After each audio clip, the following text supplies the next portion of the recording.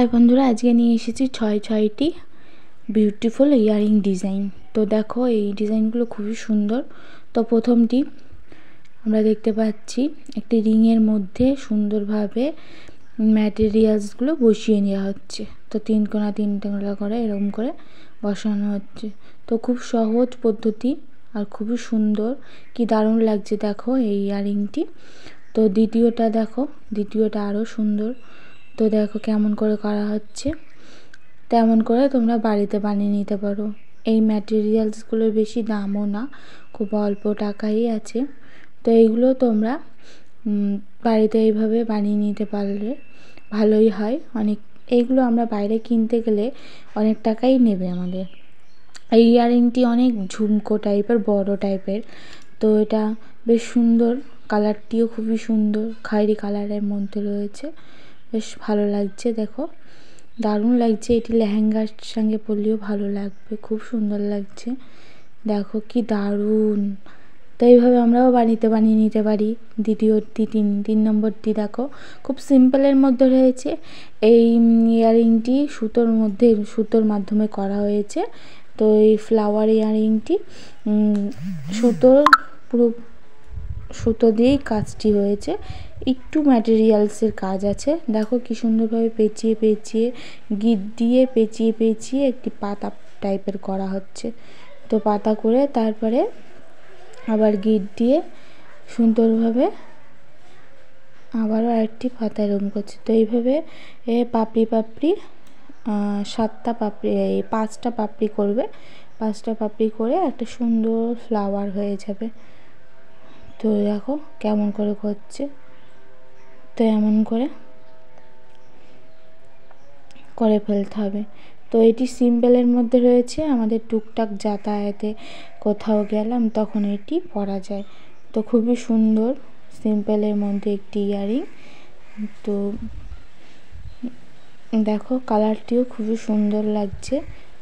এবার এই ইয়ারিংটি দারুণ একটা ইয়ারিং। তো এটি দেখো ম্যাটেরিয়ালসগুলো একটু দামি আর একটু চকমকে টাইপের ম্যাটেরিয়ালসটি।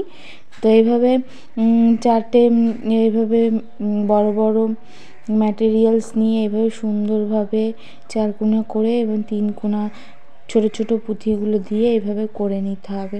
তো দেখো কি সুন্দর লাগছে। তো এইভাবে গেঁথে নিতে হবে, দারুণ লাগছে। তা এবার এর মধ্যে নিয়ে এবার ঢুকিয়ে দিতে হবে। তো গোলাকার শেপ আনা হচ্ছে।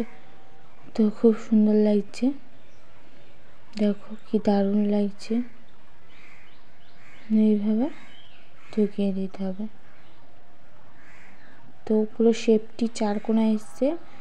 তো এটিকে একটু সুন্দরভাবে করে নেওয়া হলো। উপরের দিক থেকে একটি কোণা থেকে এটা বসিয়ে দেওয়া হলো।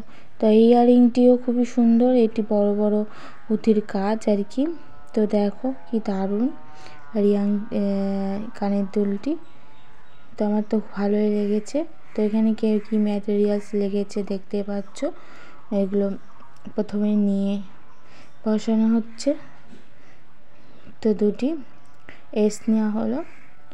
তো এই সুতোর মাধ্যমেই এই কাজগুলো করতে হয়, তাহলে কি হয় জিনিসটা স্ট্রংভাবে দাঁড়িয়ে থাকে আর কি। লাইলনের সুতো হয় এগুলো। তো এগুলো দিয়ে টাইট করে করলে খুব সুন্দর কাজটি হয়। তো এইভাবে দেখো কি পুঁথি নিল, এই পুঁথিগুলো এইভাবে নিতে হবে, নিয়ে এইভাবে আমাদেরকে করতে হবে। তো ইয়ারিংয়ের ভিডিও তো আমার আগেও আছে আমার চ্যানেলে, সেখানেও তোমরা বিভিন্ন টাইপের অল্প জিনিসের মাধ্যমে অনেক সুন্দর সুন্দর ইয়ারিং বানিয়ে নিতে পারো। তো অনেক দিন পর আবারও ইয়ারিংয়ের ভিডিও নিয়ে আসলাম।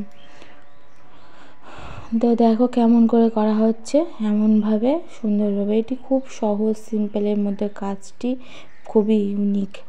তো দেখো খুব সুন্দর ভাবে করা হচ্ছে। তো দারুণ লাগছে এই কাজটি। তো এভাবে দুটো করে ঢুকিয়ে এমন করে ভেতর থেকে দিতে হবে, তাহলে ফিনিশিং টাচটি খুব সুন্দর আসবে আর জিনিসটি ঝুলে ঝুলে থাকবে। তো দেখো কেমন করে করা হচ্ছে। তো এইভাবে এবার আস্তে আস্তে আস্তে সুতোটিকে উপরের দিকে নিয়ে আসতে হবে। তো উপরের দিকে দেখো কেমন করে নিয়ে আসা হলো। তো এমন করে নিয়ে আসতে হবে। তো এরপরে এবার আমরা এসটি দিয়ে দেবো।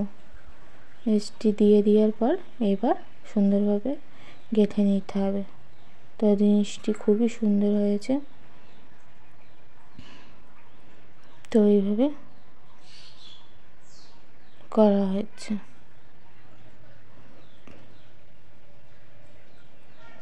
তো দেখো কেমন করা হচ্ছে।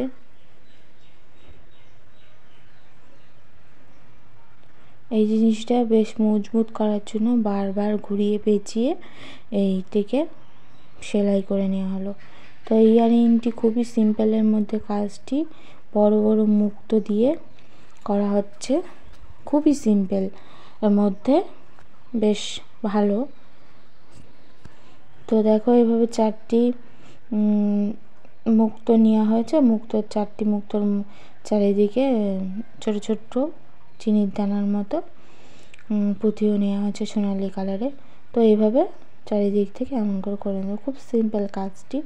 তো মধ্যখানে একটা মুক্তো নিয়ে এই বড় মটল বসিয়ে নেওয়া হলো। তো এইভাবে নিয়ে বসিয়ে নিতে হবে। তো দারুণ লাগলো এই ইয়াররিংগুলোর মধ্যে তোমাদের কোনটি ভালো